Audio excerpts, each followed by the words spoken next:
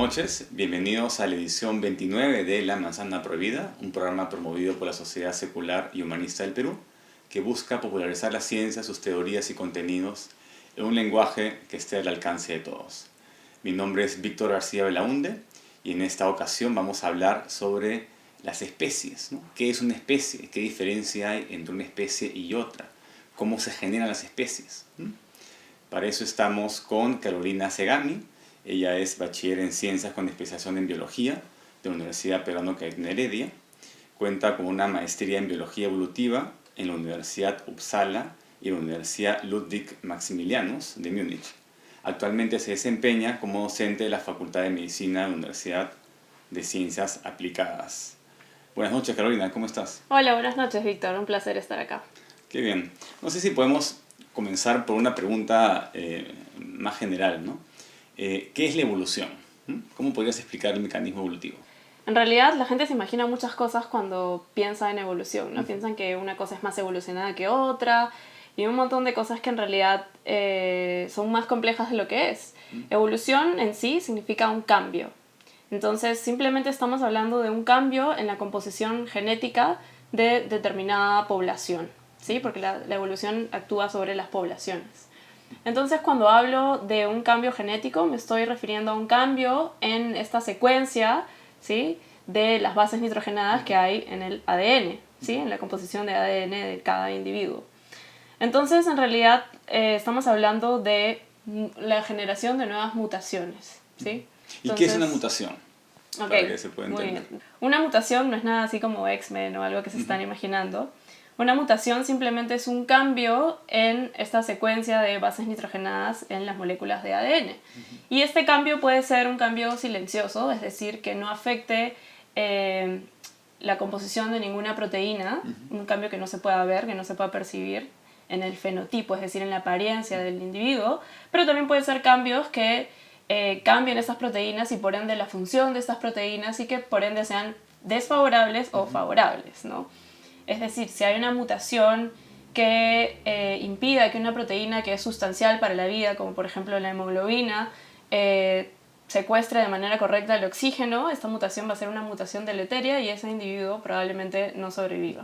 ¿Y es cierto que las mutaciones se dan por radiación, como en X-Men, ¿no? ¿Eso sí la tienen bien o no? Es cierto, es cierto. O sea, hay varios agentes que van a ser mutágenos, es decir, que van a propiciar la generación de estas mutaciones. Y entre estos están, por ejemplo, la luz ultravioleta. Entonces, si uno está constantemente expuesto a la luz ultravioleta, generalmente se van a generar estos dímeros de timina. Timina es una de las bases nitrogenadas que compone el ADN. Entonces, la luz ultravioleta afecta directamente, molecularmente a la timina y va a producir que se generen estos dímeros, porque la timina va a consistir de un anillo. Se van a juntar estos anillos de manera paralela y va a impedir que la replicación del ADN sea de manera correcta. Entonces, en las subsiguientes replicaciones del ADN, el ADN se replica cada vez que una célula se va a dividir. Va a haber un error en esta replicación. Entonces la siguiente copia va a tener un error. Entonces así se van generando mutaciones que se pueden ir acumulando. Y bueno, si es que hay mutaciones, probablemente vamos a tener defectos en los mecanismos de función normal de la célula. Y esto, bueno, puede derivar, por ejemplo, en cáncer, ¿no? Claro, una célula mutada que comienza a reproducirse de manera descontrolada, ¿no? Porque hay mutaciones en los puntos de control del ciclo celular y bueno, esas cosas. ¿Y cuáles son los mecanismos por los cuales ocurren estas mutaciones? Bueno, estas mutaciones pueden ser mutaciones espontáneas, ¿sí? Porque, a ver, el ADN se replica con toda una maquinaria de replicación. Y esta maquinaria de replicación es formidable, porque tiene mecanismos que van a chequear que se han replicado de manera correcta este ADN, ¿no? Cada vez que hablo de replicación es cuando hay un proceso de división celular. Pero a pesar de que hay estos mecanismos que van a verificar que el ADN se haya replicado correctamente, tenemos un montón de bases nitrogenadas y eventualmente siempre van a haber errores, ¿sí? Entonces estos errores van a ser fuente de generación de nuevas mutaciones. Entonces esta es una de las formas en las que se generan mutaciones de manera espontánea. Ahora, hay zonas del ADN que van a estar más controladas que otras, porque, por ejemplo, son zonas que van a codificar para genes esenciales, ¿no? Que van a ser para proteínas esenciales para la supervivencia, y otras zonas que van a ser un poco más relajadas, ¿no? Que no son tan importantes. Entonces, ¿cómo se da esta producción de proteínas. Tienen la molécula de ADN que se divide, ¿no? Sale un molde y después del molde se genera la proteína, ¿no? Más o menos cómo es el proceso. Sí, exactamente. Entonces, de lo que estás hablando en realidad es del dogma central de la biología, ¿no? Entonces, todos sabemos que toda la información que va a codificar absolutamente todas las características de nuestro cuerpo, etcétera, y todas sus funciones, el correcto desarrollo, etcétera, todo eso está almacenado en el ADN, ¿sí? Entonces, este ADN tiene que de alguna manera traducir esta información que tiene almacenada para poder expresarla correctamente y convertirla en proteínas que tengan una función, etc. Entonces, lo que sucede cuando hay una división celular es que el ADN se va a duplicar. Y se duplica porque el ADN es una molécula compuesta por dos cadenas, ¿no?, de ácido desoxirribonucleico que van a estar alineadas de forma antiparalela mediante la complementariedad de estas bases nitrogenadas que le están constituyendo. Entonces, lo que sucede es muy simple. Se abre esta molécula de ADN y como las bases son complementarias, va a haber una maquinaria de replicación que se va a encargar de replicar por esta complementariedad de bases y generar dos cadenas nuevas, ¿sí? Es un sistema semiconservativo porque cada nueva molécula de ADN va a tener una cadena vieja y una cadena nueva, ¿sí?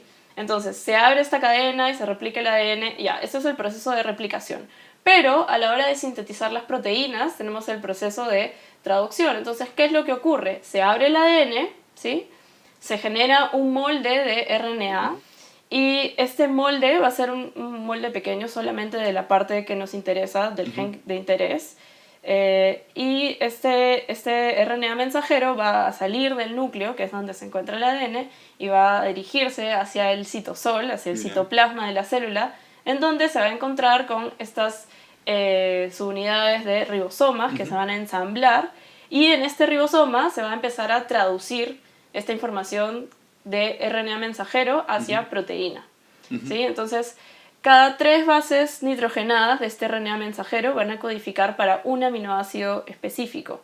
Y es así como se empiezan a generar las cadenas de polipéptidos que luego van a pasar al retículo endoplasmático y van a ser modificadas, van a adquirir la forma correcta de la proteína y van a ser distribuidas a donde sean necesarias. A ver, entonces, para que quede un poco más claro, la parte del ADN que codifica una proteína se llama gen, ¿no? Exacto. Y la proteína está hecha de aminoácidos, ¿no? ¿Cuántos aminoácidos, por ejemplo, podría tener una proteína?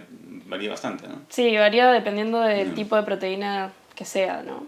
Pero, por ejemplo, en el ADN vamos a tener 4 bases nitrogenadas, ¿sí? Adenina, guanina, timina y citosina. Y generalmente los aminoácidos van a ser 20. ¿Sí? Digo generalmente porque pueden haber ligeras variaciones que pueden aumentar el número de estos aminoácidos, ¿no? Entonces todas las proteínas son una combinación de estos 20 más o menos aminoácidos. Exacto, sí. Y eso les va a permitir adquirir una forma tridimensional que va a estar asociada a una determinada función. Y la función de la proteína es básicamente por la estructura que tiene. Exacto. Y cómo encaja o desencaja. Exacto. ¿Y cómo esa proteína es transportada? Yo sé que no tiene mucho que ver con el tema, pero ¿cómo esa proteína es transportada a donde es utilizada? Porque es un bloque de construcción para una parte del cuerpo, ¿no? Sí, bueno, depende cuál sea el fin, el objetivo donde va a estar necesitada esta proteína. Pero bueno, la célula va a tener una serie de organelas que se van a encargar de esto, ¿no? Entonces, estamos hablando de un sistema de endomembranas que comienza en la cápsula del núcleo, continúa en el retículo endoplasmático, que es una organela especializada en darle forma a estos polipéptidos que han sido sintetizados en los ribosomas, incluso ribosomas incrustados en la pared de este retículo endoplasmático. Y luego se va a pasar al aparato de Golgi, en donde estas proteínas van a sufrir modificaciones adicionales, van a ser recortadas, se les va a añadir carbohidratos, dependiendo de las necesidades de esa proteína específica. Y del aparato de Golgi se van a distribuir mediante vesículas a el destino que sea el destino de esa proteína. Puede ser el medio extracelular o puede ser la membrana de la misma célula o alguna otra organela de la célula en sí. ¿Y qué es una especie, no? Porque se habla de que el concepto no es muy claro, ¿no? No hay una línea marcada entre una especie y otra, ¿no? Hay una especie de transición, ¿no? Es muy curioso saber que estamos emparentados a los chimpancés, ¿no? Compartimos el 98.7% del ADN con el chimpancé, somos casi idénticos a un chimpancé. Y sin embargo, aparentemente no somos compatibles genéticamente. Pero dos especies como el caballo y la mula que están más separados genéticamente con nosotros, con los chimpancés, sí son compatibles, ¿no? No todos, ¿no? Pero generan a la mula, y la mula es estéril, ¿no? Entonces el caballo y el burro se están especiando, se están separando, o sea, si los seguimos aislando va a llegar un punto en que ya no va a ser compatible genéticamente. Punto uno. Y punto dos, ¿por qué no somos compatibles con los simios si es que somos más cercanos a ellos que el caballo del burro? Bueno, en realidad esta es una pregunta súper compleja, ¿no? El concepto de especie, como tú le has dicho, es un concepto muy controversial. Incluso ahora en la comunidad científica hay varios conceptos que se manejan. El más clásico es el concepto biológico de las especies, que dice que dos especies son aquellas, dos individuos de una misma especie son aquellos que se pueden reproducir y producir una descendencia que sea fértil, ¿no? Entonces ahí, en el caso de que tú has mencionado de el caballo y el burro que forman la mula, en este caso no estaríamos hablando de dos individuos de la misma especie, porque a pesar de que pueden hibridizar, este progenie es infértil, y es decir, no se puede perpetuar, ahí queda. Sin embargo, vamos a tener especies que van a poder hibridizar y que además su descendencia va a ser fértil. Entonces, como te puedes dar cuenta, hay casos en los que definitivamente estás hablando de dos especies distintas, porque van a tener, por ejemplo, nichos ecológicos distintos, van a tener una apariencia distinta, pero sin embargo pueden aún hibridizar y pueden tener una progenie fértil, ¿no? Entonces es complejo el concepto de especie precisamente por esto. Claro, pero tradicionalmente se piensa, por lo menos la manera como me lo enseñaron, que supuestamente los límites de una especie se da por todos los individuos que pueden reproducirse entre sí, ¿no? Pero no solamente es eso, es reproducirte y que las crías sean también fértiles para poder reproducirse, ¿no? Exacto, entonces Después. según el concepto biológico de especie, esa es lo que tiene que suceder para que sean parte de la misma especie y se puedan perpetuar. Sin embargo, hay muchos casos en los que este concepto no se puede aplicar, y por ejemplo, las plantas son un gran ejemplo de esto, ¿no? Entonces, muchos de los cultivos que nosotros tenemos, como el trigo, etcétera, etcétera, en realidad son especies que han hibridizado y se han convertido en nuevas especies, ¿no? Y es porque, bueno, las plantas tienen esta habilidad de poder tolerar una poliploidía mucho más fácil que los animales. Sin embargo, también hay animales que han hibridizado y han generado nuevas especies. Y por ejemplo, hace poco se ha descubierto un roedor en la parte norte de Chile que tiene este origen. Entonces es en realidad un fenómeno mucho más complejo, ¿sí?, de lo que parece.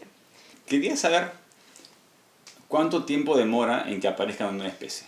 Uy, ¿no? eso varía, ¿no? ¿Cómo puedes saberlo? Depende de, digamos, la cantidad de genes que tenga esa especie, depende de únicamente las presiones ambientales, el aislamiento, o depende de cuánto duran cada individuo, la longevidad de cada miembro de esa especie, ¿no? Bueno, va a depender de muchísimos factores. Como bien has dicho, si estamos hablando de especies que tienen ciclos de vida muy cortos, obviamente vamos a ver cambios evolutivos, incluso generación de nuevas especies, etcétera, como el ejemplo de las bacterias, por ejemplo, que se pueden generar nuevas líneas muy rápidamente.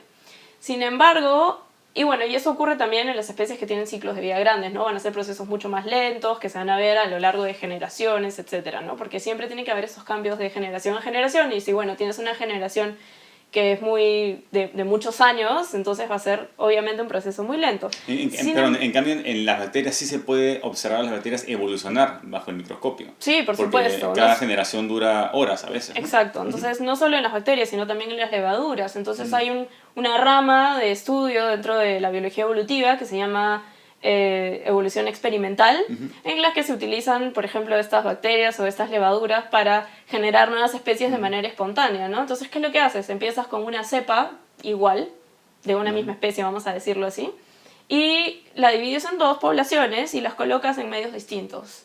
Y estos medios distintos, al ser distintos, van a generar presiones de selección distintas y vamos a obtener resultados distintos a lo largo del tiempo, ¿no? Y obviamente, como son organismos de generaciones muy cortas, lo vamos a ver esos cambios que son muy rápidos, ¿no? Entonces no es cierto que uno no puede ver a las especies evolucionar. Uno sí puede ver a especies evolucionar si cambian de generación rápidamente, ¿no? Porque normalmente los creacionistas plantean esta idea, dicen que existe la adaptación, pero no la especiación. Ujú. O sea, que sí hay cambios dentro de una sola especie, pero No se generan nuevas pero no se especies. generan nuevas especies, ¿no? Entonces, mi pregunta es, ¿no es acaso cambios adaptativos, mutaciones en el ADN, no es en realidad el comienzo de una especiación? O sea, no, ¿hay una diferencia así marcada entre esto que es adaptación y esto que es especiación? Ujú. ¿O es la adaptación acumulativa finalmente deriva en especiación, ¿no? Una adaptación acumulativa puede derivar en especiación. Entonces, uno de los mecanismos de especiación más intuitivos y que se pueden comprender muy bien si se tiene en mente este concepto concepto de especie biológico que fue instituido por Ernest Mayr, es la especiación alopátrica, que es simplemente cuando tienes una población que por algún evento ha sido dividida, por ejemplo, dividida me refiero a que ya no hay flujo genético entre estos dos grupos, que originalmente eran uno solo. Entonces el solo hecho de no tener contacto, es decir, flujo genético, va a hacer que estas dos especies empiecen a generar barreras que eventualmente puedan hacer que ya no sean compatibles, y es decir, generar dos especies distintas, ¿sí? Entonces esto puede ocurrir, uno, porque pueden haber diferentes presiones de selección en estos distintos ambientes, pero también por procesos neutrales. Entonces aquí me gustaría mencionar cuáles son los tres principales mecanismos de evolución en sí. Entonces, ¿cuáles son los mecanismos de especiación? ¿Nos puedes contar un poco brevemente? Sí, entonces vamos a tener el más intuitivo, que va a ser el de especiación alopátrica, que es cuando hay una barrera geográfica dividiendo a una población. Entonces, esta población va a poder, mediante esta barrera geográfica, ya no va a compartir flujo genético. Entonces van a evolucionar independientemente por procesos neutrales. Por ejemplo, un río o una Un río, una cordillera, montaña, o se separan exacto. dos islas. Exacto. Una isla es un ejemplo perfecto, ¿no? Entonces van a evolucionar por procesos neutrales o porque van a haber presiones de selección distintas en los distintos lugares. ¿Qué quiere decir por, digamos, presión de selección? Por ejemplo, si hay supongamos que estamos hablando de dos islas. Si en una isla hay depredadores, esta es una presión de selección, ¿sí? Y en la otra isla no hay, entonces esto va a ser distinto. Entonces las adaptaciones que van a necesitar los individuos de la isla que tienen un depredador presente van a ser distintas a los que no. Entonces en este caso vamos a tener una presión de selección, de depredación muy fuerte en una de las islas, y en el otro va a ser una presión de selección de repente de escasez de alimentos u otro tipo. Entonces, por escasez de alimentos se van a hacer más pequeños esos individuos, ¿no? Y los que tienen depredadores tal vez con las patas más largas para que puedan salir corriendo, ¿no? Algo así. Algo así es lo que funciona. Entonces, Y de ahí cuando se encuentren después de millones de años, ya no van a ser compatibles entre sí. ahí está lo interesante. Entonces hay dos cosas que tienen que pasar para que ya no sean compatibles entre sí. O dos cosas que pueden pasar las dos cosas o una de las dos. Y son que se generen barreras, ¿no? Eso es lo fundamental cuando estamos hablando de especies. Que haya algún tipo de barrera que impidan que estas especies compartan un flujo genético. Entonces vamos a tener barreras presigóticas y barreras postsigóticas. Entonces las barreras presigóticas van a ser simplemente algún tipo de señal que van a hacer que un individuo quiera parearse con el otro. Entonces, si en este caso han estado aislados y han evolucionado y los de una población han desarrollado un penacho azul y los de la otra no, o un color distinto, las hembras o los machos no se van a parear con los del color que no les atrae, ¿no? Entonces esto sería, por ejemplo, una barrera presigótica. Y de hecho estas características son muy importantes porque pueden generar una división entre especies muy rápida, porque no necesitas que evolucione una barrera genética de incompatibilidad, que vendrían a ser las barreras postsigóticas, para que no haya flujo genético. Simplemente va a ser algo instantáneo, Porque no les gusta porque tal o cual color. Exacto, porque no les gusta, ¿no? Entonces, barreras presigóticas puede ser el aislamiento mismo, o sea, que no puedan llegar a estar en contacto físico. Puede ser que tengan comportamientos distintos, como que unos sean nocturnos y los otros sean diurnos, o pueden ser estas señales, ¿no? De apareamiento, donde interviene selección sexual, por ejemplo. La xenofobia entonces es una característica casi atávica en muchas especies, ¿no? Porque basta unas pocas diferencias para que ya no quieran reproducirse con otro, ¿no? Sí, sí, podríamos ponerlo de esa manera. Entonces la xenofobia es un mecanismo que propulsa la aparición de nuevas especies. La aparición de nuevas especies, la mantención de cómo están las especies en sí. Claro. Ahora, también puede ser al revés, ¿no? Esto es simplemente un ejemplo, porque las hembras pueden verse atraídas por características nuevas, ¿no? Esto ya estamos entrando a los mecanismos de selección sexual, en donde pueden haber remanentes de otras cosas, como por ejemplo una predisposición a cierto color porque es... un ejemplo muy interesante es de unos peces que el alimento tiene algo rojo, entonces las hembras tienen una predisposición por el color rojo simplemente porque su alimento es rojo. Entonces si aparece un macho que es más rojo que el otro, se lo quieren comer. por esa predisposición de otra cosa que no tiene nada que ver, van a preferir al macho más rojo. Entonces esos ya son detalles para que tengan idea de la complejidad de los procesos evolutivos y cómo es en realidad una interacción de selección natural con selección sexual y otras cosas, ¿no? Que pueden estar participando ahí en la ecuación. Bueno, y yo supongo que si tiene un color muy llamativo, que puede ser comido fácilmente, las hembras dirán, oye, que con ese color tan llamativo sobrevive, ¿no? Quiero reproducirme con ese macho. Claro, y no necesariamente va a ser así simplemente porque la hembra se siente atraída. Simplemente basta que la hembra ponga su atención sobre el macho o que se acerque lo suficiente y el macho va a aprovechar la situación y se van a parear. Entonces, no intentemos personalizarlo así tanto, humanizarlo así tanto, pero pueden ser distintas cosas de los dos lados que van a propiciar esa situación. Y cuéntanos, en tu propia experiencia, ¿cómo has estudiado los casos de especiación? Me contaste en el caso de las mariposas y las ranas. Sí, bueno, en el caso de las mariposas fue muy bonito. Hice mi tesis de maestría aquí en Perú con las mariposas heliconius, que son un género de mariposas muy estudiado en especiación, porque son un género de mariposas que ha sufrido un proceso de radiación adaptativa. Entonces, radiación adaptativa es cuando hay un montón de nichos ecológicos disponibles. Entonces llega una especie y se empiezan a especializar tanto que hay una diversificación muy rápida, muy grande, ¿no? En poco tiempo. Y por otras características. Entonces estas mariposas... ¿Cuánto es poco tiempo, ¿no? O sea, ¿cuánto tiene que pasar para que se dé la especiación? Depende mucho, me contaste, de la especie, de las circunstancias, ¿no? Entonces, generalmente estamos hablando de millones de años, ¿no? O miles de millones de años. Miles de millones, dependiendo de la especie, ¿no? Pero, por ejemplo, pueden haber situaciones en donde hayan estos caracteres que nosotros le llamamos caracteres mágicos, que pueden hacer que estos procesos sean muy, muy rápidos, ¿no? Entonces, en realidad depende de la situación. ¿Qué es un carácter mágico? No es que sea algo sobrenatural, ¿no? No es que sea algo sobrenatural, pero por ejemplo en el caso de estas mariposas es el color de las alas. ¿Sí? Entonces, el color de las alas es una señal muy importante para aparearse. Entonces, el macho va nosotros le decimos hover, va a mover sus alas, va a hacer un bailecito y la hembra lo va a notar y se va a acercar si es que los colores le atraen, etcétera, etcétera, ¿no? Entonces, en este caso...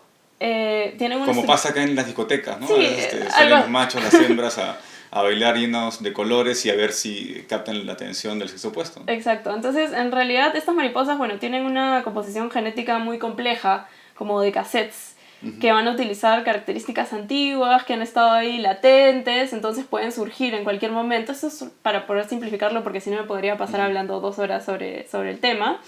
Y lo que sucede, lo que yo estudié en mi tesis eran 2 especies que son muy, muy cercanas. Secuenciaron sus genomas son casi idénticos, excepto por algunas regiones en donde varían, ¿sí? Y resulta que estas regiones, nosotros sospechamos, casi por confirmar, que están codificando estos caracteres mágicos, por así decirlo, que han sido responsables de la separación de estas especies, de alguna manera, ¿no? Entonces...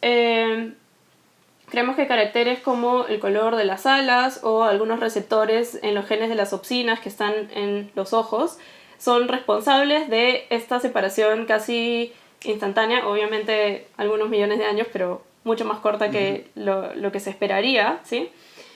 Para que se genere una nueva especie. Y en el caso de la especie que yo estaba estudiando, estas 2 especies que son muy cercanas, se cree que una ha sido el producto de la otra especie con hibridización con otra tercera especie, ¿sí? Entonces que esta sea un producto de una especiación por medio de una hibridación. Entonces, para resumir, hay 2 tipos de especiación. Una que se da por aislamiento, donde dos piscinas genéticas están aisladas por un desierto, por un río, qué sé yo, y otra que se da por hibridación, ¿no? Cuando una especie A y B son suficientemente compatibles que dan una tercera especie C. Claro. En realidad hay más mecanismos, ¿no? De especiación, más eventos, pero sí, ahorita estamos hablando del primero que mencionaste, que era especiación alopátrica, cuando hay una división geográfica, pero también se pueden generar especiación cuando hay simpatría, es decir, cuando las dos especies están en contacto, ¿no? Y una de las formas es mediante esta hibridización, que en realidad en las plantas es muy fácil que suceda porque es fácil que las plantas puedan hibridizar, ¿sí? Generan poliploides, alopoliploides, y luego van a ser incompatibles con los parentales por esta ploidía que han generado. Pero como se pueden autofecundar o tener algún backcross o algo que las mantenga, se pueden separar rápidamente y generar una nueva especie.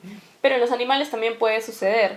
Y una de las formas en las que sucede es que haya una hibridación homopoliploide, es decir, que las dos especies parentales tengan la misma ploidía, ¿sí? No sé si estoy utilizando términos muy complejos, pero que en otras palabras que sean genéticamente compatibles y puedan generar una tercera. Pero el truco está en que al generar esta nueva especie haya algo que las mantenga separadas de las parentales, que en este caso vendría a ser el color de las alas, ¿sí? Porque si el color de las alas es muy distinto, ya no se van a querer emparentar, ya no se van a querer aparear, perdón, y se va a poder diferenciar, ¿no? Entonces, en este caso lo que encontré fue muy curioso porque encontré precisamente este patrón. Encontré que habían fuertes barreras presigóticas de comportamiento, es decir, estas dos mariposas tienen colores de alas distintos y no se quieren aparear entre sí, pero si las obligas, si las apareas a la fuerza, son completamente compatibles y la descendencia, los híbridos también son completamente fértiles. Entonces, ¿son dos especies o son una...? Son dos especies distintas porque ocupan nichos ecológicos distintos, etcétera, etcétera, y además no se aparean a voluntad propia. Por una barrera presigótica, ¿no? Exacto, no posigótica. exacto. Pero esto estaría demostrando que lo único que las mantiene de aparear, para poder estar distintas, o lo único que las mantuvo separadas en un principio cuando recién ocurrió esta separación, ha sido esta barrera presigótica que es de las señales visuales, ¿no? Del color de las alas. Interesante. ¿Y cómo te pueden seguir? ¿Cómo pueden buscar más información sobre especiación? Bueno, en realidad estoy empezando un nuevo proyecto que va a ser un blog de divulgación científica que se va a llamar Science Bites y que la idea es que tratemos temas científicos pero en párrafos muy cortos. Entonces van a ser mini artículos de máximo 140 palabras que van a hablar sobre temas específicos y además vamos a presentar una serie de links para que la gente pueda profundizar en el tema si le interesó. Pero va a ser un poco la idea para poder difundirlo así de una manera rápida, como un bite, como una pequeña mordida, para que esté disponible al alcance de la gente si es que les interesa el tema y ya puedan profundizar por su cuenta, nosotros brindando las herramientas para que lo puedan hacer. Pero nuestro objetivo definitivamente es difundir la ciencia, ¿no? Porque últimamente estamos viendo un montón de información que no necesariamente tiene las bases científicas. Sí, eso científicas. es importante, ¿no? Sí. Bueno, yo te hago una pregunta que para mí es obvia, ¿no? Pero ¿por qué es importante difundir de ciencias? ¿Por qué es importante que la gente sepa de especiación, por ejemplo, ¿no? ¿Por qué crees que es importante? Bueno, en realidad especiación, lo que yo estudio en realidad son ciencias muy básicas, pero es importante porque en realidad son los mecanismos que van a hacer que las especies estamos estudiando los mecanismos que permiten que las especies se mantengan como tales y que se generen nuevas especies. Y por ende lo que estamos estudiando es el origen de la biodiversidad, que es importantísimo para nosotros porque va a hacer que nuestros ecosistemas sean variados, que sean saludables. Y bueno, de ahí vienen una serie de servicios ambientales que nos afectan directamente a nosotros, ¿no? ¿Y se podría ser esto el comienzo de diseñar una especie nueva que no haya existido antes? Bueno, creo que eso entraría más en temas, por ejemplo, no sé, de células madre y cosas así, pero... ¿Tenemos el derecho a modificar la genética preestablecida, a jugar a ser Dios? Bueno, yo no... definitivamente como científica tengo la curiosidad, ¿no? Pero definitivamente ahí entran temas éticos que es importantísimo que se analicen de manera previa, ¿no? Pero lo que yo busco es estudiar cuáles son estos mecanismos que van a permitir que entender cómo es que se generan estas nuevas especies, ¿no? Yo no creo que haya una provisión necesaria a la modificación genética, ¿no? Lo que creo que debe haber es estudios suficientemente claros, lo que se llama respetar el principio de precaución, ¿no? Si es que la introducción de una especie es segura y va a mejorar y todo indica que va a ser bueno, entonces debería aplicarse, creo yo, ¿no? Sí, bueno, en realidad eso es un tema muy complicado, ¿no? Porque cuando estamos manipulando un ecosistema, de todas maneras vamos a afectar de una manera brusca a un proceso natural, ¿no? Entonces hay que tener muchísimo cuidado con eso. Y bueno, tenemos miles de ejemplos de introducción de especies, como por ejemplo el eucalipto aquí en la sierra, que es totalmente nocivo para las especies nativas y Claro. se ha multiplicado de una manera tan grande que la gente cree que el eucalipto es nativo de la sierra peruana, pero no. Sí, viene de Australia. Sí, exacto. Bueno, estamos ya cerrando esta edición de La Amazonía Prohibida. Estuvimos hablando con Carolina Segami sobre especiación, sobre el origen de las especies, sobre los mecanismos por los cuales se dan estas diferencias. Hemos hablado también sobre la importancia de divulgar ciencia en el Perú, sobre todo, sobre el nuevo blog que va a iniciar para que la puedan seguir. Sí, en Science Bites. En Science Bites. Y los invitamos a seguirnos en la siguiente edición. Mi nombre es Víctor García Belaunde y esta fue una edición más de La Amazonía Prohibida. Chao.